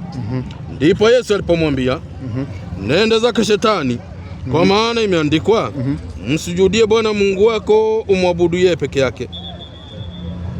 Umeelewa hapo? Hiyo Kiswahili iko sawa kabisa. Alimfukuza Shetani akamwambia imeandikwa. Ni kitu ambacho imeandikwa tangu zamani. Umemfanyaje? Msujudie Bwana Mungu wako. Wewe tangu uzaliwa umeshaisujudu? Kusujudu ni kuomba. Wapi? Nyonyesha. Mtu huwa anaomba. Nyonyesha kwa vitabu. Kusujudu ni kuomba. Mimi nitakutolea kusujudu ni nini kwa kitabu. Na wewe nitolee kusujudu ni nini kwa kitabu. Mimi na verses sijui, but sijasoma hii Bible leo. Tunajua nyinyi mmesoma yote, mimi sijasoma yote. So siwezi tu verse. Lakini najua kusujudu ni kuomba. Acha tuulize Biblia.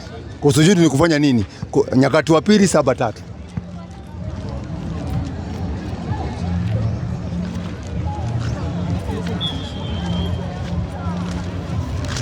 Nyakati wa kwanza 7:3. Nasemaje? Inasema mwalimu wangu.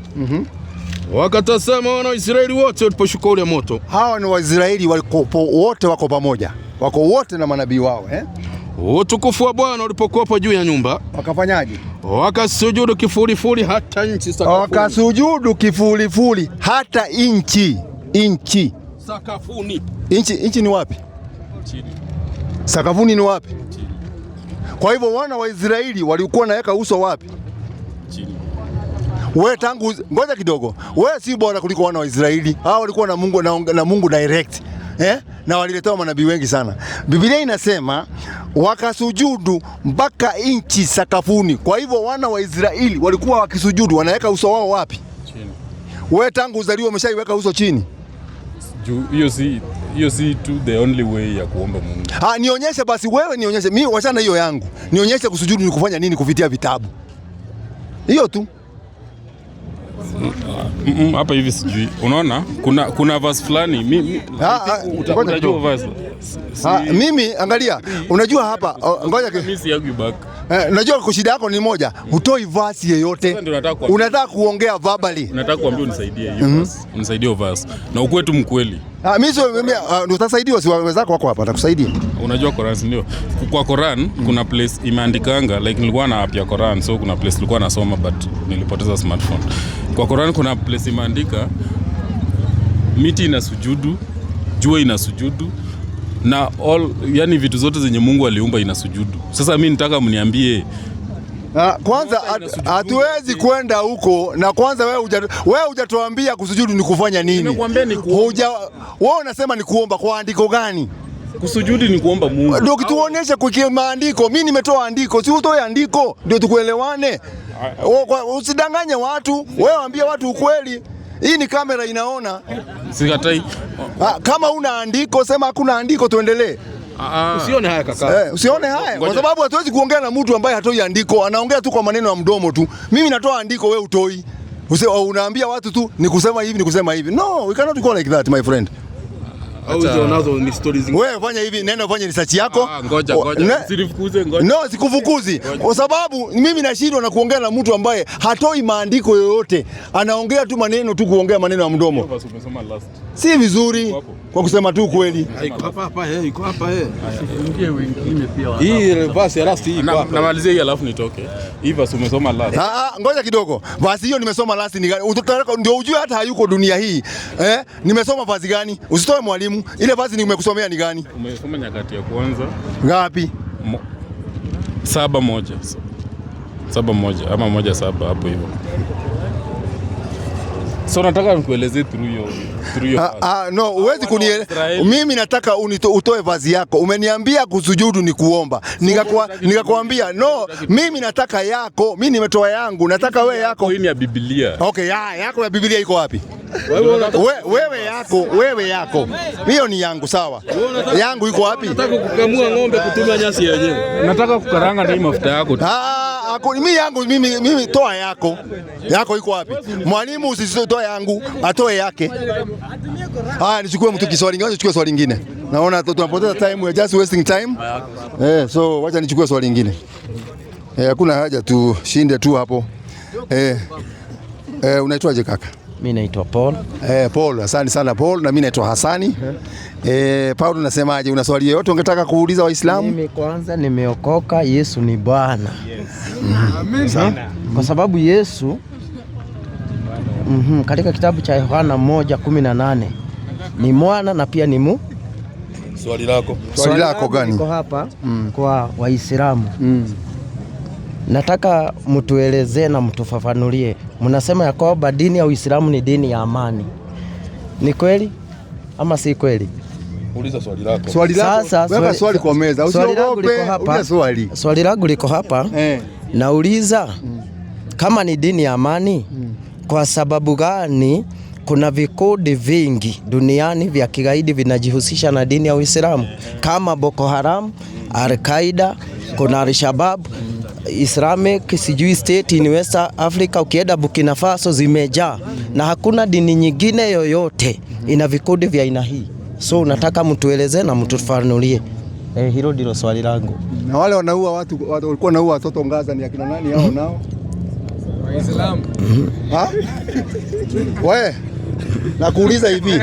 Watoto wameuawa, watoto 100,000 people wameuawa Gaza. Watoto 50,000. Hao nao walikuwa wanaua hawa watoto huko Gaza. Utawaitaje? Hiyo haijakuwa. Nauliza tu in a very humble way. Na kuuliza tu very humble way. Nisikize swali lako nitajibu. We nani? We nani? Basi nyamazeni. Swali kidogo tu hiyo najibu kidogo sana. Alafu na mimi nitamuuliza yake baadaye nikisha mjibu, sio?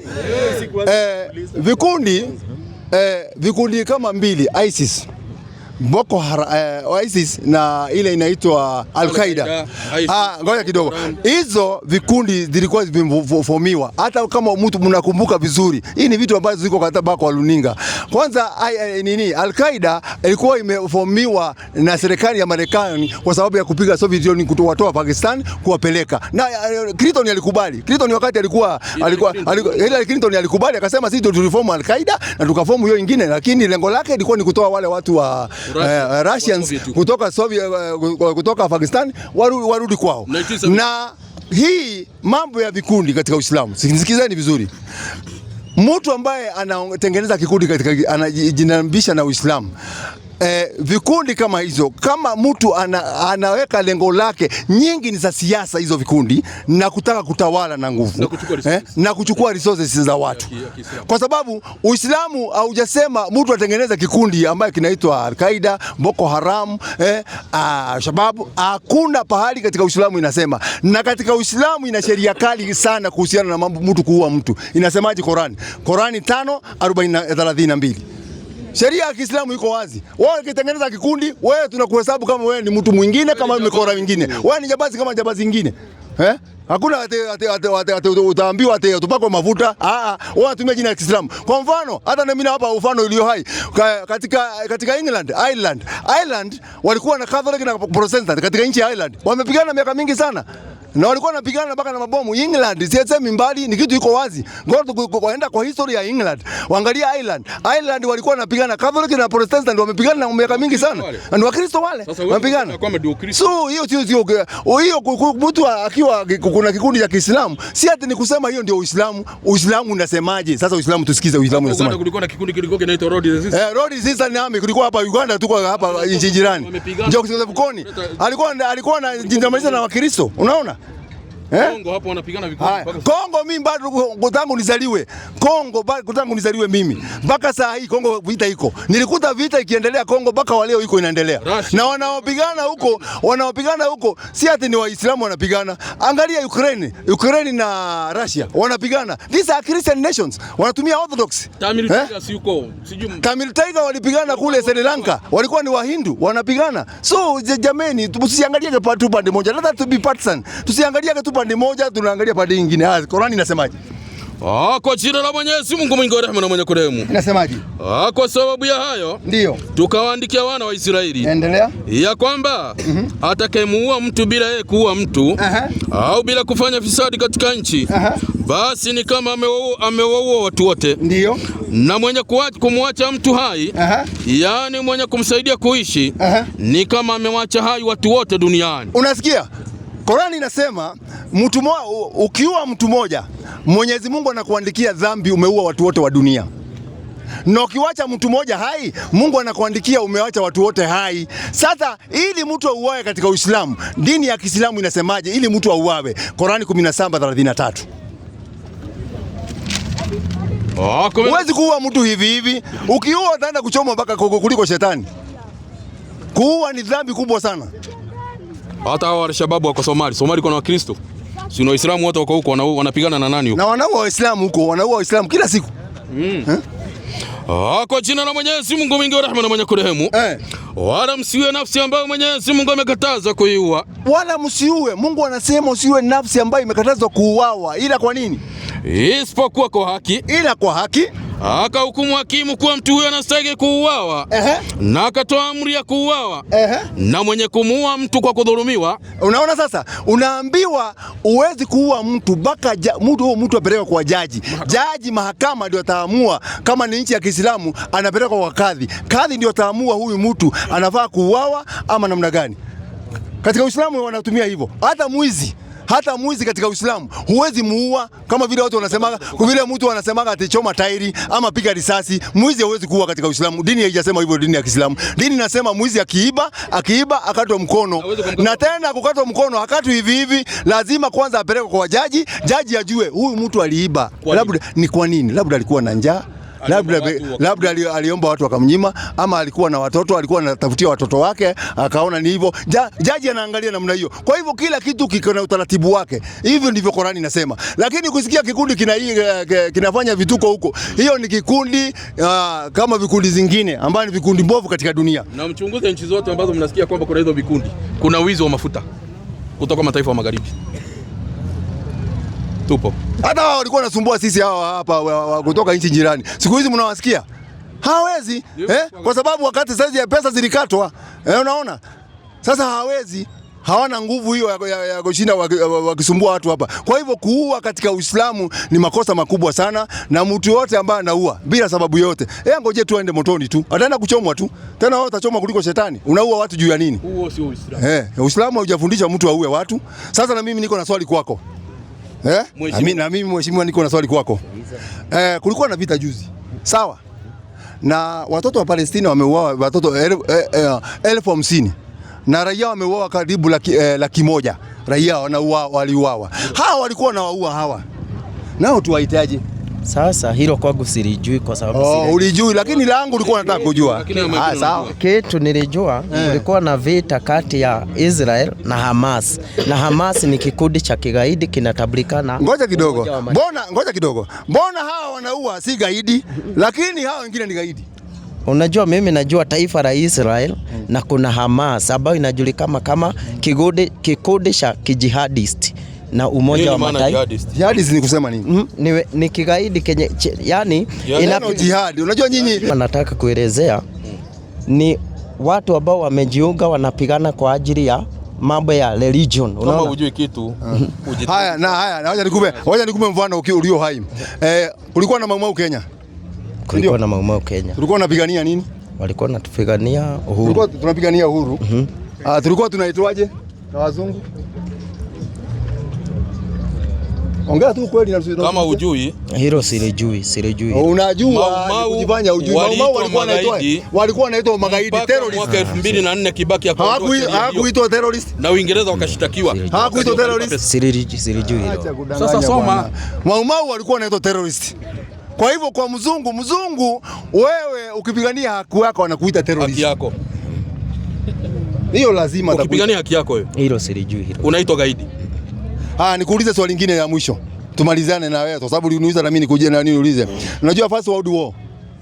Sijui First World. Vita vya kwanza vya dunia. Sijajua. Mimi nimezaliwa sana nitajuaje na sijasoma. Sasa unasema tu umeokoka tu na unampenda Yesu. Sijasoma. Basi juaga. Sasa dunia ilikuwako, kuna First World War ambayo ilipiganwa. Hakuna Waislamu, hakuna Muislamu yoyote duniani aliparticipate World War. Na hakuna Muislamu aliparticipate katika Second World War. Na watu walikuwa First World War walikufa 60 million. 17,000 walikuwa ni majeruhi na 7 million walikuwa hajulikani pale walipo. Vita ya pili ya dunia 45 million walienda, 10 million walijeruhiwa na milioni 5 walikuwa hajulikani pale wako. Na si Waislamu hawa. Ngoja kidogo. Aliangusha bomu Hiroshima ni nani? Ni Waislamu. Nagasaki na Hiroshima. Hilo sijajua. Huwezi ukajua haya. Nafikiri swali limeisha. Twende kwa swali lingine. King Leopold wa pili. Hapa Kongo hapa. King Leopold wa pili. Kongo milioni 10. Huyu Leopold ule. Biblia. Huwezi kusikia Muislamu anasema ya kwamba alikuwa ni Mkristo kwa sababu anatumia Biblia. Haya, nafikiri swali yako imeisha. Haya, kama kuna swali lingine uliza. Una swali lingine? Haya. Swali nyingine nauliza ni juzi nilisikia mkisema ya kwamba kanisa ni wazirishi wa mtu kibinafsi. Sasa nani alikuwa anasema? Nyinyi mlisema ya kwamba kanisa. Mimi sijasema. Kwa hivyo kama hapa walimu wote unawajua. Si unajua walimu hapa? Mlisema. Nauliza. Mwalimu gani alisema? Mimi sijasema kitu kama hiyo. Ni nani alisema? Tuko hapa walimu watatu wako pale. Sasa mimi ya maneno ya mwalimu mtu mwingine ambaye alikuwa siku hiyo achana naye. Wewe niulize mimi yangu. Nilipe uliza swali langu. Nilikuwa nataka mnifungulie. mahali imeandikwa ya kwamba kanisa ni wazirishi wa mtu kibinafsi. Mimi sijaona. Labda kama wewe unayo unaweza kutuonyesha. Mimi sina hiyo. Na sina swali nyingine. Okay, sawa. Hana swali nyingine. Haya. Nitakupa swali utamalizia tu. Sasa mimi nimetaka turudi kwa Korani na Biblia. Yes. Kati ya Waislamu na Wakristo. Nataka kujua kwanza unaitwa nani? Unajua watu wakujui. Dini yako pia ni okay, mimi naitwa Godwin Wamalwa, mimi ni Mkristo. Asante sana. Karibu sana. Yes, sasa nataka tunaelimishana, kuna kitu nataka nielewe. Kati ya Wakristo na Waislamu tunaabudu Mungu Mwenyezi, Mungu mmoja ama kuna miungu tofauti ambayo tunaabudu kati sisi na Waislamu? Mungu ni mmoja yule naye mjua kutokea katika kitabu cha Mwanzo vile tunamsoma, ama kuna Mungu mwingine? Kwanza Mungu ni tuangalie kwanza, kwa tuanze na Mungu kwanza, kwa sababu yeye ndio muumba wetu, ndio ametuweka uhai. 29:46 kwanza inasemaje? Hiyo ni Qur'ani. Tuanze na Qur'ani hapo ndio sasa tukuje sasa kama tunaabudu Mungu mmoja. Bismillahirrahmanirrahim. Naam. Wala msibishane na watu waliopewa kitabu kabla yenu. Ndio. Ila kwa yale majadiliano yaliyo mazuri. Kweli. Isipokuwa wale waliodhulumu miongoni mwao. Naam. Nasemeni. Tunaamini yaliyoteremshwa kwetu. Ndio. Na yaliyoteremshwa kwenu. Na Mungu wetu na Mungu wenu ni mmoja. Nasi ni wenye kunyenyekea kwake. Kwa hivyo tunaambiwa Mungu ni mmoja. Mungu ambaye aliumba kila mtu, awe Muislamu, awe Mkristo ama nani, Mungu ni mmoja. Ila tu pahali tunaitarifiana ni katika kuabudu. Kwa sababu katika Christianity iko tofauti na Waislamu. Sisi Waislamu tunasema Mungu ni moja. Na tuseme Muhammad ni Mungu ama ni mwana wa Mungu, hapana. Lakini katika Christianity utapata si wa Kristo wote. Sababu kuna denomination tofauti. Kuna wale wa Kristo wanaamini Mungu ni mmoja kabisa na hawezi mtoa hapo. Na kuna ule anaamini kuna Mungu Baba, Mungu Mwana na Mungu Roho. Ni kweli? Ni kweli. Hata mimi naamini hivyo. Ndio maana nataka nikuje hapo sasa. Nataka mnipatie jibu kwa sababu kama huyu Mungu ni mmoja. Na ukisoma maandiko Isaya, nataka unisomee Isaya 6:8. Yes, 6:8. Yes. Naam. Tofauti ni kwamba mnamwabudu Mungu mzazi na sisi tunamwabudu Mungu muumbaji. Ndio tofauti kati ya Wakristo na Waislamu. Nasema hivyo kwa sababu ya nini? Huyo Mungu mmoja, huyo tu Mungu mmoja. Alisema wakati aliangalia dunia imechafuka, akasema nitamtuma nani? Unaona? Huyo Mungu anasema nitamtuma nani? Kwa nini huyu Mungu anasema? Nataka utanipa hiyo andiko. Iko hapa Isaya. Yes. Kisha nikaisikia sauti ya Bwana akisema, ni mtume nani? Naye ni nani atakaye kwenda kwa ajili yetu? Ndipo niliposema, mimi hapa nitume mimi. Naye akaniambia, nenda ukawaambia watu hawa, furizeni kusikia lakini msifahamu, furizeni kutazama lakini msione. Uoneshe moyo wa watu hawa, ukayatie uzito masikio yao, ukayafumbe macho yao, wasije wakaona kwa macho yao, na kusikia kwa masikio yao, na kufahamu kwa mioyo yao, na kurejea na kuponywa. Ndipo nilipouliza, Bwana, hata lini? Naye akanijibu, hata miji itakapokuwa ukiwa haina wenyeji, na nyumba zitakapokuwa hazina watu, na nchi hii itakapokuwa ganjo kabisa. Niendelee? Hapana, hata umeenda mbali zaidi. Kwa sababu tayari umepata jibu. Ni Mungu anauliza kwamba ni mtume nani katika ulimwengu, si ndio? Hakusema hivyo. Hivyo ndio maandiko yanasema. Ni mtume nani? Ndio maana Yesu wameongea mambo ya nchi hii. Unaona? Hii maneno inaongea katika nchi hii. Na ndio maana kuna mtu anakuja, kuna Mungu Baba na Mungu Mwana na Roho Mtakatifu. Alikuwa anauliza hizo habari ni Isaya. Huyu ni Isaya huyu. Ndio maana andiko linasema anasema kisha nikasikia sauti ya Bwana. Anasema alisikia sauti ya Bwana ni Isaya. Ni Isaya. Isaya alisikia sauti kutoka kwa nani? Si ni Bwana Mwenyezi Mungu. Mungu. Ni Mungu, si ni kweli? Kumaanisha Mungu ndiye aliuliza kwamba sasa nitamtuma nani? Isaya akajibu akasema nitume mimi. Hapana. Ni Yesu alitumwa. Hapana. Sikiliza andiko. Wacha turudie andiko. Sikiliza andiko kwa makini. Na msikilize. Jamani sikizeni. Sikizeni tuendelee. Na msikilize andiko. Sasa mnampinga mwalimu na amesikia vizuri. Kisha nikaisikia sauti ya Bwana akisema, ni mtume nani?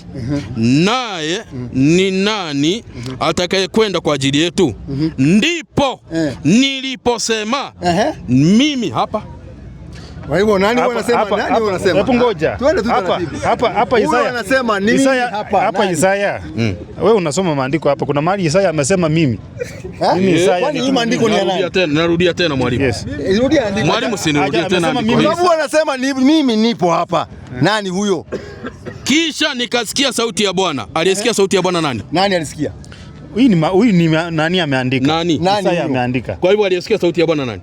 Ni Yesu ambaye alisema Yesu yuko wapi hapa jameni? Wakati wa Isaya. Saa zingine mnaweka vitu zingine hakuna bwana.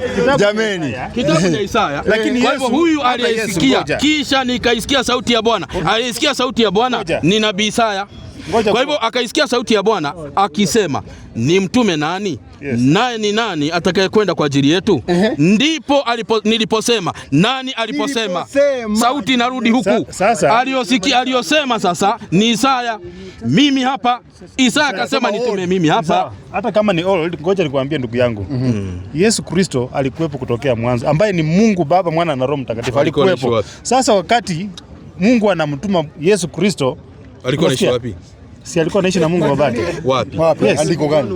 Ndugu yangu, wacha tuseme, Isaya alikuwa hapa duniani au alikuwa mbinguni? Wacha tuseme. Sababu Isaya anaongea akiwa duniani.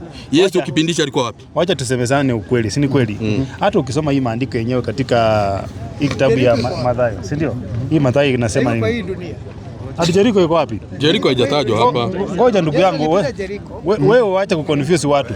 Alitokea wapi? Yesu ongea na mimi. Usiongee na watu wa nje, wacha na watu wa nje. Ndio Yesu akuje duniani kuikomboa dunia. Si ndio? Alitumwa na nani? Alitokea wapi?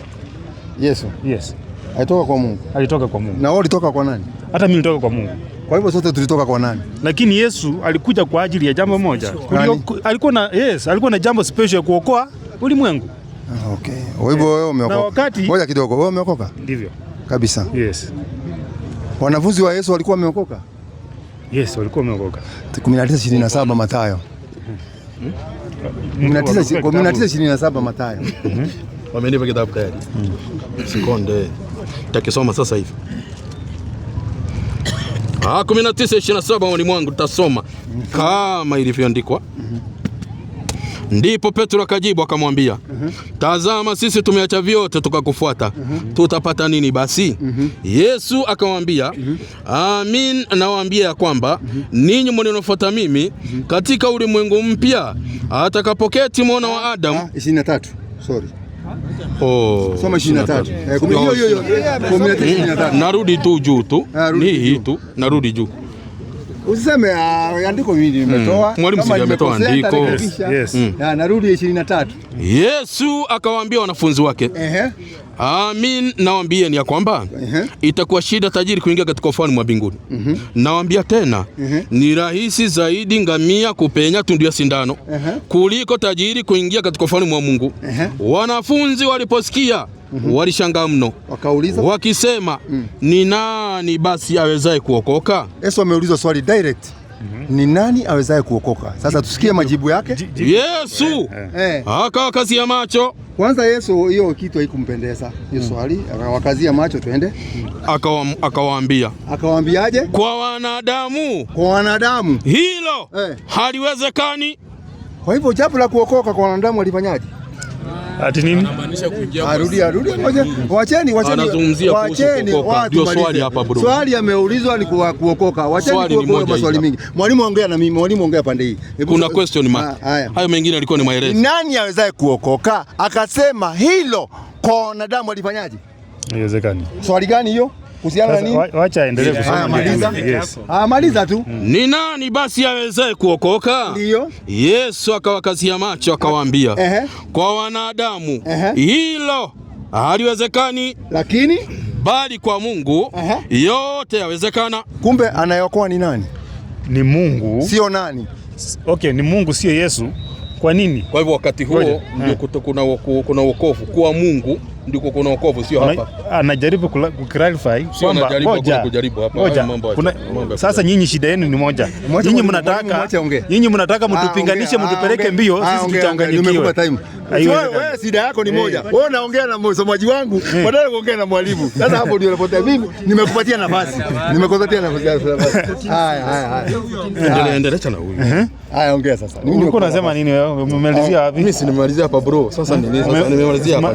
Akasema nini? Akasema Yesu akasema kwa Mungu ndiye anaokoa. Mungu ndiye anaokoa. Si ni kweli? Yes. Akasema kwa Mungu peke yake ndiye inawezekana, si ndio? Kupata wokovu. Hata sisi wokovu hatujapata, tumepata kwa Mungu. Ni Mungu Yesu ametuelekeza wapi? Kwa Mungu tukapata wokovu. Lakini anayeokoa ndio nani? Ni Mungu. Sio nani? Wakati gani? Okay, sio Yesu anaokoa. Tuelewane tu. Anayeokoa ni nani? Yesu amekuja kutuelekeza kwa Mungu tukapata nini? Yeye ndio njia. Kwa hivyo anayeokoa ni nani? Ni Mungu. Ni Mungu. Wewe kwa Mungu umefika sasa. Kumbe sasa unajua sasa. Umeshajua sasa. Na andiko limesema kwa Mungu. Ngoja kidogo. Hebu hata tujamaliza. Hiyo swala ya kuokoa ya wokovu ameizungumzia sana Yesu. Hiyo Mathayo 24:13. Bado nazidi kufafanua. 24:13 inasema kwenye kuandika. Lakini mwenye kuvumilia hata mwisho. Mwenye kuvumilia mpaka mwisho ndio atafanyaje? Ndiye atakayeokoka. Kumbe atakayevumilia mpaka wakati ya mwisho ndio atakayefanyaje? Sema tu achana na ngoja. Hatujui. Haya. Dakika ngapi mwalimu? Hatujui bwana, hata Yesu mwenyewe hajui siku gani. Na ni kweli hata yenye tulikuwa tunawaambia sasa ndio hii, kwa sababu wewe ngoja kidogo. My friend, unaenda kwa swali gani? Ndio hii hapa kwa Biblia. Nini nasoma nini? Kuhusu nini?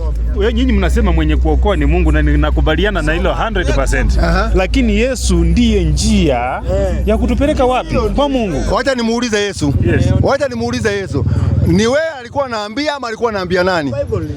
Yesu anatuambia amekuja. Yesu amesema yeye ndio njia. Ni njia hivi tumikanyange ama ni nini? Yeye ndiye njia kutuonyesha mahali wokovu. Ni watu gani alikuwa anaambia? Ni sisi. Ni wewe? Wacha nimuulize Yesu. 14:24 Mathayo. Usipate kifua. Ama 13:23 Matendo ya Mitume. Tumalizie na hiyo.